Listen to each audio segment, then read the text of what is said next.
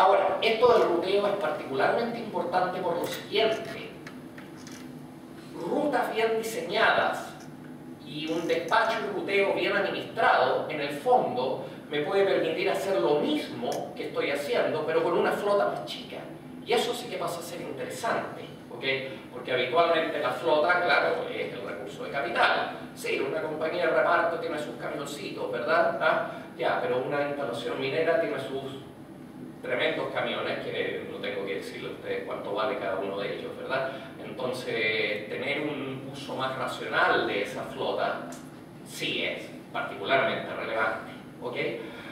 Solo modo ejemplo de desarrollo en Chile, y es verdad que está en otro ámbito, pero por ejemplo la industria forestal, ¿ya? Si ustedes lo piensan un poco, tiene ciertos problemas análogos a los que ocurren en la minería. Tiene que recoger materia prima, que en este caso son árboles, ¿verdad? Troncos, etcétera, que están por muchas partes y esos tienen durante el día que estar siendo llevados hacia las instalaciones, aserraderos, plantas de celulosa, etcétera, etcétera. Ahora, si eso no se hace de una manera eficiente, hay una pérdida enorme ahí. Y efectivamente, por allá en los años 90, digamos, algunas de estas empresas forestales grandes que hay en Chile, comenzaron el desarrollo de sistemas eficientes para el ruteo de sus vehículos y eso generó ahorros muy importantes, tanto en costos operacionales como en tamaño de flota. Olvidé poner ahí cifras monetarias, etcétera, que están reportadas en la literatura, pero los ahorros que terminaron obteniendo a partir de muchos de estos proyectos estaban en el orden de un 15, entre 15 hasta 25, según la situación, 25% de los costos logísticos incurridos, ¿ah? Que ya eran cantidades más o menos enormes. Por lo tanto, es una cantidad de ahorro bastante significativo. Y, ojo, todavía haciendo exactamente lo mismo, ¿ah? O sea, no es que haya deteriorado el nivel de servicio ni nada de eso, estoy ganando en eficiencia. Soy igual de eficaz, pero soy más eficiente. Obviamente, problemas similares se dan en la minería.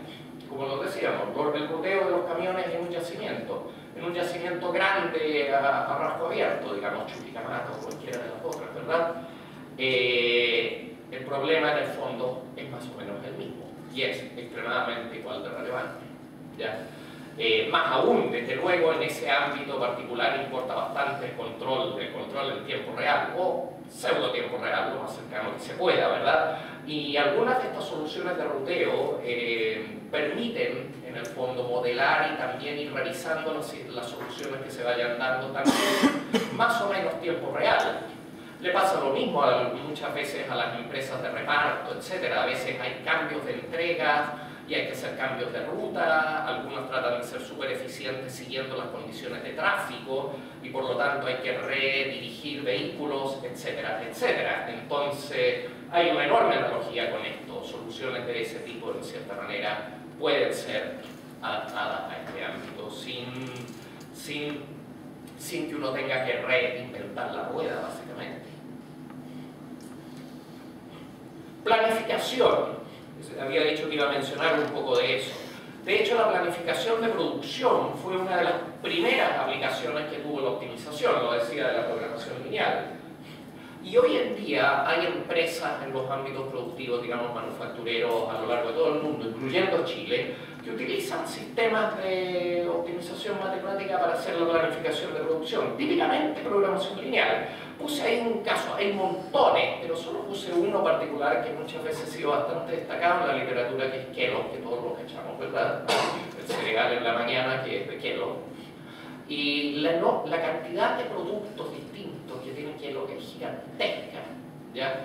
Y efectivamente, en algún momento, por allá otra vez en los años 90, ellos le metieron mano muy fuerte a toda la problemática de planificación de todas las plantas, varias plantas de fabricación, centros de distribución, todo eso que tenían dentro de los Estados Unidos. Y en el fondo hicieron estos modelos para poder alinear mucho mejor la actividad productiva con la demanda de los clientes, por otro lado, ¿ya? Y hacerlo otra vez de manera eficiente, con ahorros muy importantes, de hecho, ahorros en el orden de varios millones de dólares mensuales, precisamente por una mejor planificación. ¿Ahorros en qué? Se podrán preguntar ustedes. Bueno, ahorros en inventario, o sea, productos que a veces eran producidos de repente en exceso y que se perdían después. O al revés, productos que no eran producidos en la cantidad correcta, ¿verdad? Y quedaba demanda insatisfecha. Así que cuando eso se logra, una mejor alineación en eso, estamos ganando por ese lado. El sector forestal, otra vez en Chile, ha sido un usuario importante, digamos, también hay industria en el ámbito metalmecánico, etc. Los sistemas eléctricos también utilizan modelos de planificación basados en optimización, que muchas veces, debido a las condiciones particulares que tiene el ámbito eléctrico, tanto por el lado de la demanda como por el lado de la, llamemos entre comillas, materia prima que genera energía, al menos en el ámbito hidráulico, que siempre tiene una cierta incertidumbre, ¿verdad? Están sujetos a incertidumbre y por eso se usan algunas metodologías, como por ejemplo la programación dinámica estocástica. Aquí en Chile, en distintas épocas, se hicieron esfuerzos súper interesantes, o sea, es muy citado en la literatura el modelo que se construyó para la gestión del sistema del LAJA, pero también se han desarrollado otros tipos de modelos que los han hecho las empresas del sector eléctrico para planificación de transmisión, etcétera, también para lo que es la operación de corto plazo. Y en la minería, por supuesto que la minería también, digamos, o sea, ahí hay como problemas muy fundamentales de planificación, uno de los cuales básicamente la planificación de la explotación, cómo lo voy a ir haciendo a lo largo del tiempo, o sea, lo que habitualmente se llama el plan minero. Y ahí está más o menos el problema que obviamente ustedes lo deben conocer mejor que yo, o sea, qué sectores quiero explotar, en qué momento de tiempo, dado que, bueno, la topografía, los recursos, otras limitantes, etcétera. Me faltó decir ahí, o sea, la estimación que yo tengo de lo que hay escondido ahí en alguna parte, ¿verdad? Y todo eso, ¿para qué? Bueno, lo que uno quiere hacer es maximizar el valor hacia el futuro de lo que uno va a lograr extraer, ¿verdad? Incorporando, por supuesto, también los costos asociados a la explotación. Y esto lleva a problemas que son bastante conocidos en el ámbito de la minería, el problema del open pit mining, o sea, de planificación de un rajo, ¿verdad? Y el problema del underground, que es de planificación de explotación subterránea, ¿ya? Y estos problemas están desarrollados en la literatura, o sea, son problemas que se pueden modelar como problemas de optimización. Y ha habido bastante desarrollo en estos a lo largo de muchos años. De hecho, y ustedes incluso seguramente las deben conocer, existen soluciones de software que abordan esto, ¿verdad? Hay soluciones de software interesantes porque uno incluso con buen apoyo gráfico puede ver qué es lo que el software está proponiendo, etc. Pero aquí es donde yo quiero hacer un pequeño alto y con un mensaje que yo lo considero bastante importante. No hay que olvidarse, el problema subyacente que está detrás, la verdad es que es bastante difícil, ¿ya? Y uno debiera cuestionarse si el software está... El problema con el software a veces es que uno cae en la tendencia a verlo como caja negra. Yo ingreso datos, la cosa hace cierta magia detrás, ¿verdad? Y tengo soluciones. Pero la pregunta es, ¿me está entregando realmente la mejor solución o al menos una solución suficientemente buena? Y vuelvo a decirlo, ha habido bastante avance en las metodologías que están detrás para abordar este tipo de problemas, ¿ya? Y esos avances, de hecho, no siempre están incorporados en las soluciones de software, o sea, a medida que se van avanzando, por supuesto, los fabricantes, etcétera, ¿verdad? Van incorporando eso, pero desde luego muchas veces otra vez unos de esos problemas están siendo abordados en la academia, ¿verdad? Que es un sector, ¿verdad? Está el otro, el de los desarrolladores, y por supuesto está el otro de los clientes. Entonces ahí es donde viene nuevamente la problemática importante de que eso debiera trabajar y debiera funcionar de manera más o menos integrada. Pero una cosa que sí es importante destacar, o sea, el impacto económico que hay detrás de tener realmente una buena solución puede ser enorme. Y así que el mensaje es ese, vale la pena ponerse a pensar un poco y al menos uno cuestionar, ¿estoy realmente haciendo lo mejor posible acá? Y a nivel operacional hay toda otra cantidad de problemas, ¿verdad?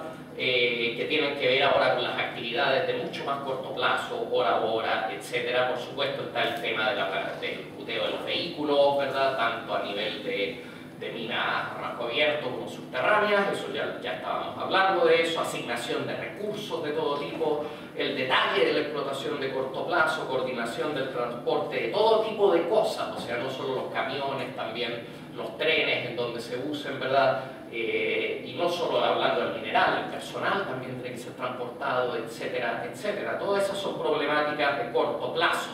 Y aquí hay un tema que es interesante y que uno debiera también pensarlo, y a lo mejor ustedes de hecho puede que hasta lo hayan vivido, y es lo siguiente, y esto se da también en otros ámbitos industriales. La planificación que uno hace es planificación, está pensada en ciertos horizontes de mediano a largo plazo, ¿verdad? Y se hace sobre ciertas estimaciones, y esa planificación me da al menos ciertos indicios de qué es lo que yo voy a tener que hacer, ¿verdad? Pero a nivel operacional es cuando uno finalmente tiene que hacer las cosas, ¿verdad? Y lo que ocurre a veces es que la ejecución operacional muchas veces no coincide con lo que uno asumió en la planificación. O sea, empiezan a producirse estas especies de inconsistencias. ¿Y eso por qué ocurre? Hay un montón de razones. Muchas tienen que ver con el hecho de que la planificación se hace con cierto nivel de agregación. La planificación no ve todo el detalle operacional. Pero además de eso hay todo tipo de variabilidades, incertidumbres que a veces no son tomadas en cuenta en la planificación, ¿ok? En la planificación a veces uno usa, por decirlo así, promedios, ¿verdad? Pero cuando uno está en el corto plazo, uno vive cómo esos promedios realmente se manifiestan y varían, ¿verdad? Entonces, claro, planificar, sí, es interesante, sobre todo planificar en el largo plazo, pero en el largo plazo, ¿verdad? Como algunos dicen, en el largo plazo todos estamos muertos, entonces es el corto plazo el que se tiene que vivir. Y la pregunta aquí que surge y es bien relevante es cómo lograr una planificación que de alguna manera sea más robusta, que tome en cuenta esas incertidumbres y características operacionales y que permita generar planes de largo plazo y de corto plazo que sean más consistentes. Este es un tema súper importante y es hoy día un tema actual de investigación y de desarrollo también. No solo estamos aquí hablando de minería, no solo es relevante en este ámbito, es relevante en montones de otros ámbitos industriales. En particular entiendo hoy día en la tarde Martin Smith, que es profesor de la Escuela de Ingeniería, del Centro de Minería, va a hablar un poquito sobre esta temática por si acaso, así que les dejo la publicidad ahí a Martin. Otros problemas logísticos, ya para ir más o menos rápido cerrando. Problemas logísticos de todo tipo, como mencionábamos. Está todo esto de que hay que mover personal, hay que mover insumos, hay que mover repuestos para equipos también, por ejemplo. Y aquí hay cosas interesantes que uno puede tal vez considerar, que vienen de considerarlas eventualmente aún viniendo de otros ámbitos, ¿ya? Porque hay empresas en otros sectores que han hecho grandes avances en esto de la logística, por ejemplo, de repuestos o cosas análogas. Y tal vez algunas de estas ideas pueden ser aplicables a la minería. ¿A qué me refiero? Obviamente, en la minería, por ejemplo, las líneas aéreas también tienen problemas parecidos. Muchos equipos son críticos y son de alto valor, ¿verdad? Pero eso no quiere decir que todas las componentes en particular sean críticas, ¿ok?